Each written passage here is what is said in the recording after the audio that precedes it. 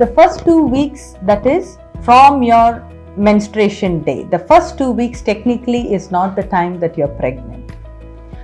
Yes, you heard me right. The first 2 weeks you're not pregnant. It's by the 14th day, that's the end of the 2 weeks or the beginning of the 3rd week, that your egg is actually released. This egg, the sperm and the egg is fused in the fallopian tubes. They fused means they unite together in the fallopian tube. Once they unite together, they form a single cell entity which is called the zygote. This zygote is the one which travels slowly across the tube and gets implanted into the uterus.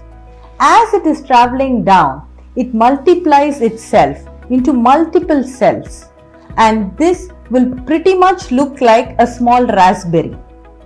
Multiple cells. It keeps dividing and it keeps traveling into and comes and it gets itself burrowed inside the uterus. And this phase is called the implantation time.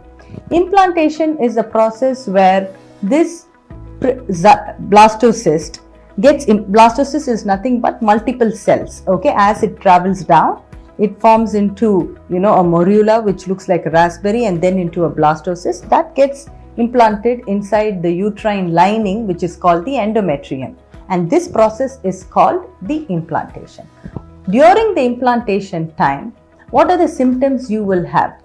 Some women, I'm not saying all women, few women will have spotting, so don't worry.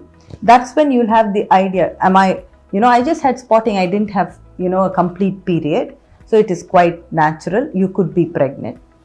Some people will have bloating and cramping sensation in the lower abdomen, nausea, and a little bit of mood swings. So this is the time that you will go through all these symptoms. Please don't worry about it.